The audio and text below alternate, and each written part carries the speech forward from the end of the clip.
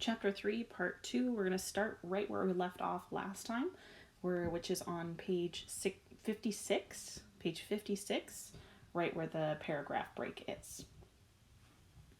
At supper, Mama told Big Ma of the Jefferson Davis bus being stuck in the ditch. It's funny, such a wide ditch in one day. I didn't even notice the beginning of it this morning. Did you, children? No, we chorused. You didn't fall in, did you? We jumped onto the bank when we thought the bus would be coming, said Stacy truthfully. Well, good for you, approved Mama. If that bus hadn't been there when I came along, I'd probably have fallen in myself. The boys and I looked at each other. We hadn't thought of that. How'd you get across, Mama? Stacy asked. Somebody decided to put a board across the washout. They gonna haul that bus out of there tonight? Big Ma inquired. No, ma'am, said Mama. I heard Mr. Granger telling Ted Grimes, the bus driver, that they won't be able to get it out until after the rain stops and it dries up a bit. It's just too muddy now. We put our hands to our mouths to hide happy grins. I even made a secret wish that it would rain until Christmas. Mama smiled. I'm glad no one was hurt. Could have been, too, with such a deep ditch. But I'm also rather glad it happened. Mary! Big Ma exclaimed. Well, I am, Mama said defiantly, smiling smugly to herself and looking very much like a young girl. I really am. Big Ma began to grin. You know something? I am too. Then all of us began to laugh and were deliciously happy. Later that evening, the boys and I sat at the study table in Mama and Papa's room, attempting to concentrate on our lessons. But none of us could succeed for more than a few minutes without letting out a triumphant giggle. More than once, Mama scolded us, telling us to get down to business. Each time she did, we set our faces into looks of great seriousness, resolved that we would be adult about the matter and not gloat in our hour of victory. Yet just one glance at each other, and we were lost, slumping on the table in helpless, contagious laughter. All right, Mama said finally. I don't know what's going on here, but I suppose I'd better do something about it, or you'll never get any work done. It occurred to us that Mama might be preparing to whip us, and we shot each other warning glances. But even that thought couldn't dampen our laughter, now uncontrollable, welling up from the pits of our stomachs and forcing streams of laughter down our faces. Stacy, holding his sides, turned to the wall in an attempt to bring himself under control. Little Man put his head under the table, but Christopher John and I just doubled up and fell upon the floor. Mama took my arm and pulled me up. Over here, Cassie, she said, directing me to a chair next to the fireplace and behind Big Ma, who was ironing our clothes for the next day. I peeped around Big Ma's long skirts and saw Mama guiding Stacy to her own desk. Then she went back for Little Man and, picking him up bodily, set him in the chair beside her rocker. Christopher John she left alone at the study table. Then she gathered all our study materials and brought them to us, along with a look that said she would tolerate no more of this foolishness. With Big Ma before me, I could see nothing else, and I grew serious enough to complete my arithmetic assignment. When that was finished, I lingered before opening my reader, watching Big Ma as she hung up my iron dress, then placed her heavy iron on a small pile of embers burning in a corner of the fireplace, and picked up a second iron already warming there. She tested the iron with a tap of her finger and put it back again. So if you just take a glance up at your computer screen, or whatever screen you're looking at here, grade 6, I have a picture for you of the type of iron that Big Ma is using.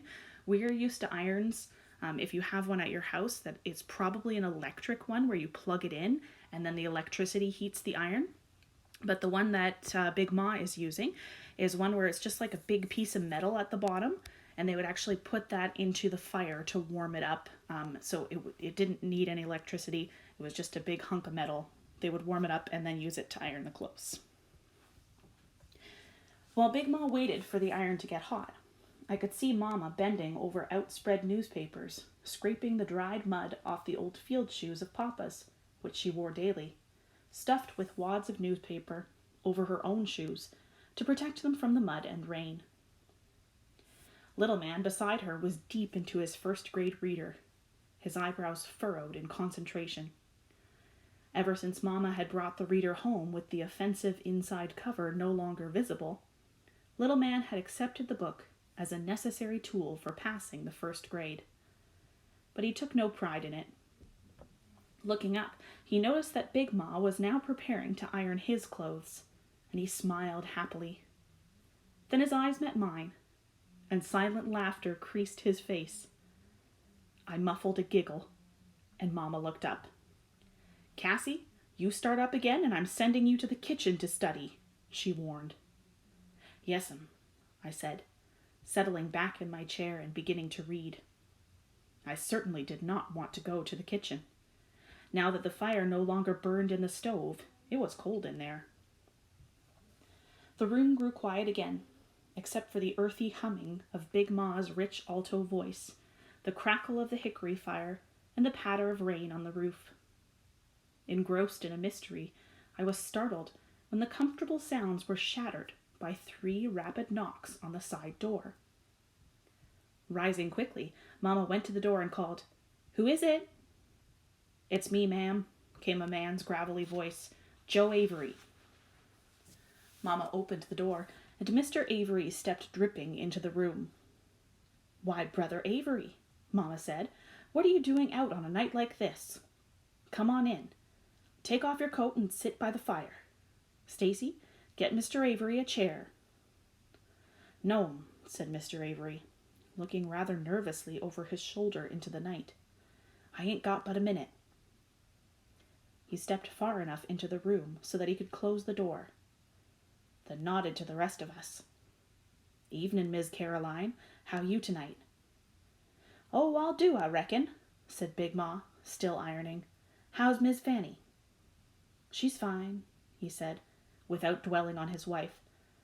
"Miss Logan, I come to tell you something. Something important. Mr. Morrison here?" Mama stiffened. "David. You heard something about David?" "Oh, no," replied Mr. Avery hastily. "Ain't heard nothing about your husband, ma'am." So I'm just going to stop and explain here.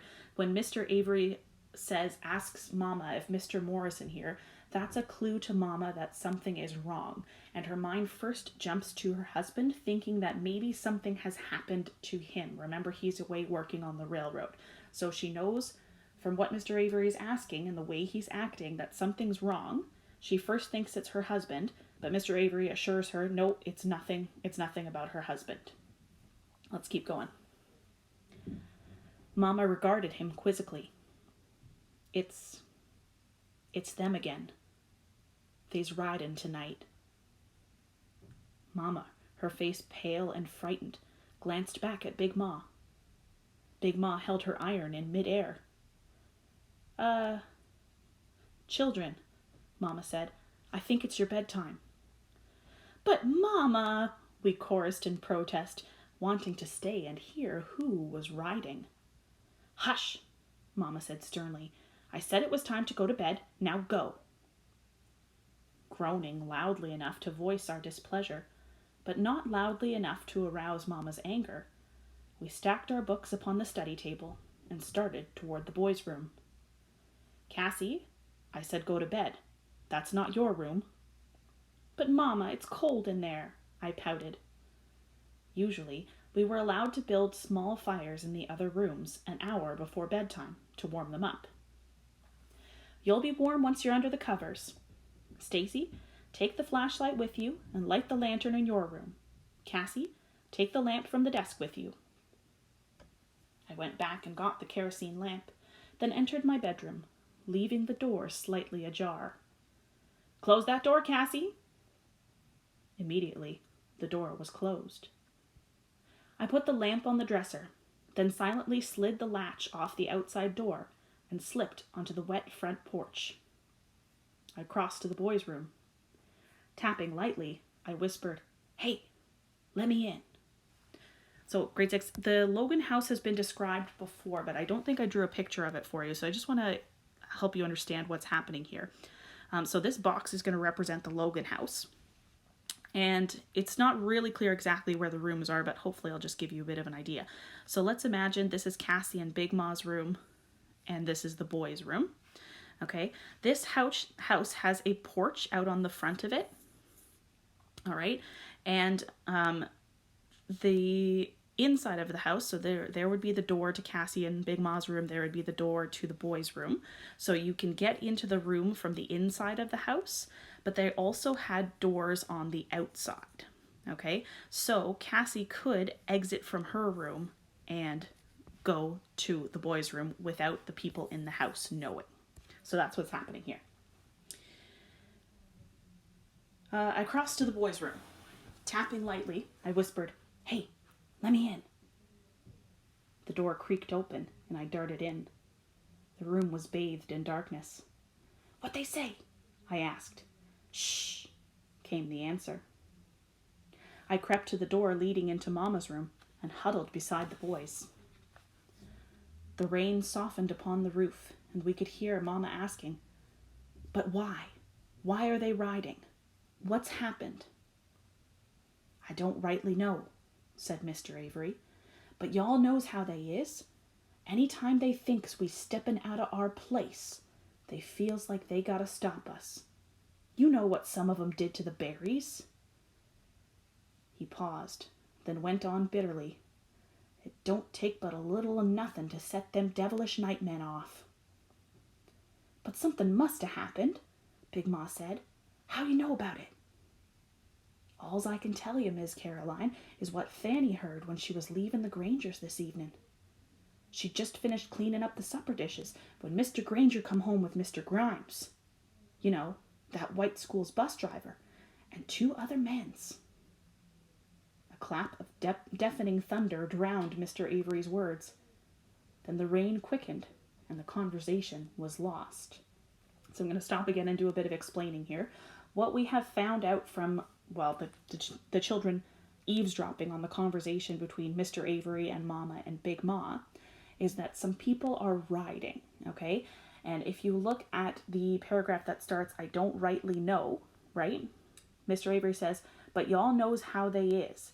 Anytime they thinks we steppin' out of our place, they feels like they gotta stop us." Okay, so what he's talking about here is the way that the white people view the black people. Remember, the white people at this time don't think that the black people are on the same level of humanity as them, which is not true, but that is what those white people believed. Okay, so what they thought was they have to stop the black people from stepping out of their place. So in the white people's mind, the black people are below them. So anytime those black people would try to do something that the white people didn't think they should, they felt like they had to stop it. Okay, and then even the next sentence, "You know what some of them done to the berries." So he's talking about these people, or these white people who are riding at night right now. We're going to find out in a little bit what that means in more detail. But he's saying that these white men, you know what they did to the berries, right? They got angry with the berries, and they burned them alive and injured them. Okay, so this is very, very dangerous stuff that's happening. So I'll jump back down to the middle of the page, right when Mr. Avery, or his words are drowned out by the thunder. Okay, and the last thing that he said was, "Mr. Granger come home with Mr. Grimes." You know, that White School's bus driver, and 2 other men's. So the children have learned that Mr. Granger came home with that bus driver that they had, well, I guess they hadn't really done it to the bus driver, but the bus. So the man who drove the bus that they had created the ditch for. I grabbed Stacy's arm. "Stacy, they're coming after us." "What?" squeaked Christopher John. "Hush," Stacy said harshly, "and Cassie, let go. That hurts." "Stacy, somebody must have seen and told on us," I persisted. "No," Stacy replied unconvincingly. "It couldn't be. couldn't be, cried Christopher John in a panic. What do you mean it couldn't be? Stacy, said Little Man excitedly, what do you think they're going to do to us? Burn us up? Nothing, Stacy exclaimed, standing up suddenly. Now why don't y'all go to bed like y'all supposed to? We were stunned by his attitude. He sounded like Mama, and I told him so. He collapsed in silence by the door, breathing hard.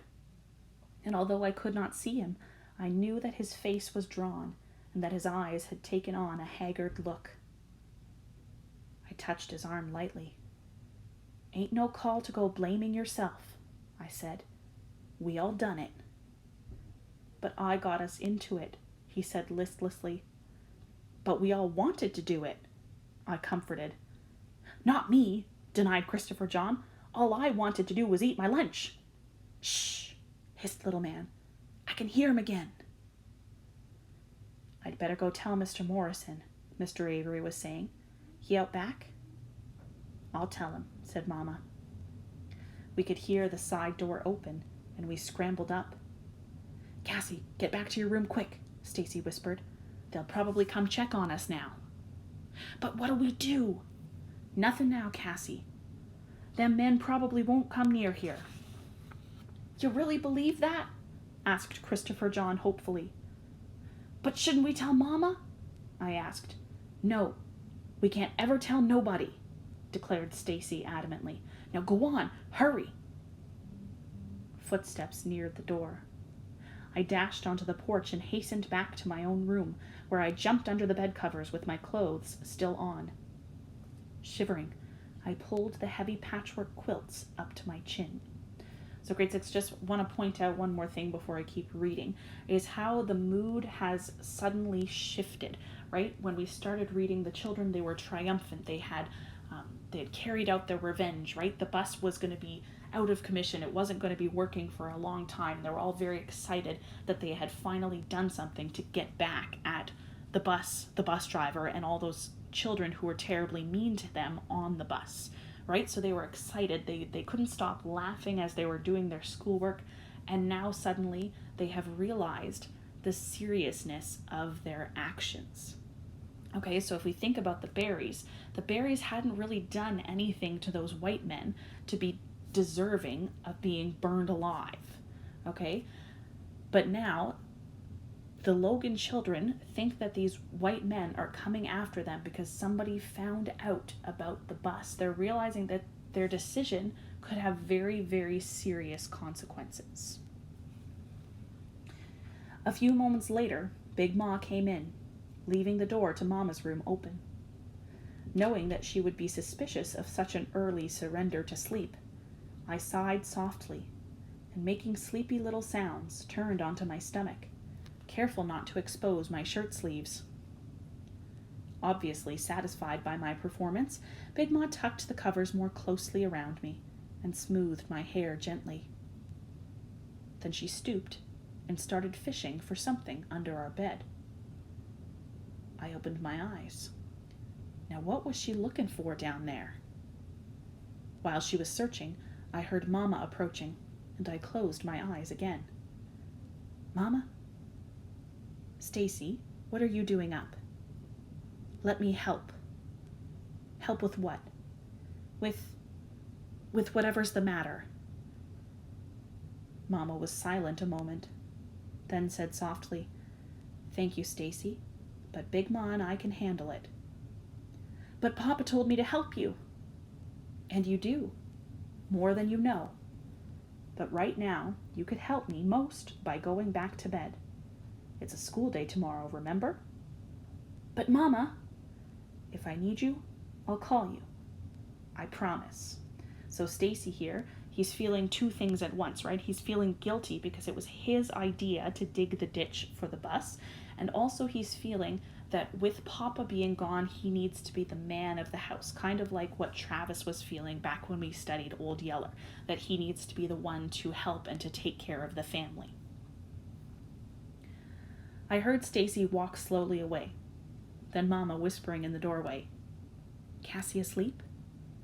Yeah, honey, Big Ma said. Go on and sit back down. I'll be out in a minute. Then Big Ma stood up and turned down the wick of the kerosene lamp. As she left the room, my eyes popped open again, and I saw her outlined in the doorway, a rifle in her hands. Then she closed the door, and I was left to the darkness. For long minutes I waited, wide awake, wondering what my next move should be. Finally deciding that I should again consult with the boys, I swung my legs over the edge of the bed, but immediately had to swing them back again as Big Ma re-entered the room.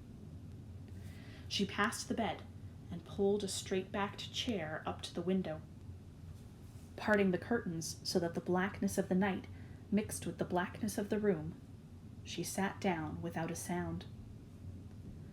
I heard the door to the boys' room open and close, and I knew that Mama had gone in.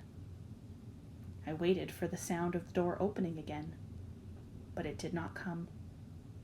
Soon the chill of the cotton sheets beneath me began to fade, and as Big Ma's presence lulled me into a security I did not really feel, I fell asleep. When I awoke, it was still nightly dark. "Big Ma," I called. "Big Ma, you there?" But there was no reply from the chair by the window.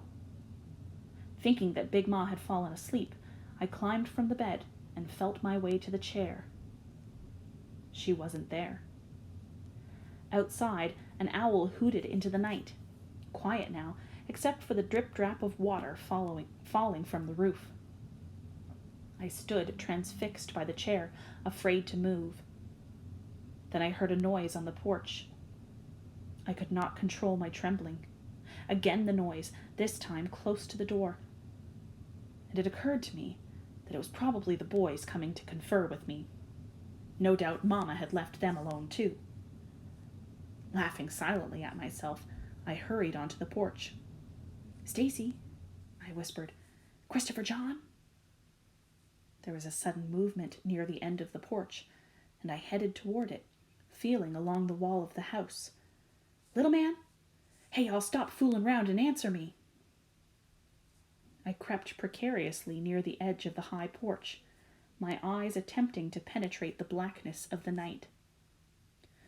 From below, a scratchy bristliness sprang upon me, and I lost my balance and tumbled with a thud into the muddy flower bed. I lay paralyzed with fear.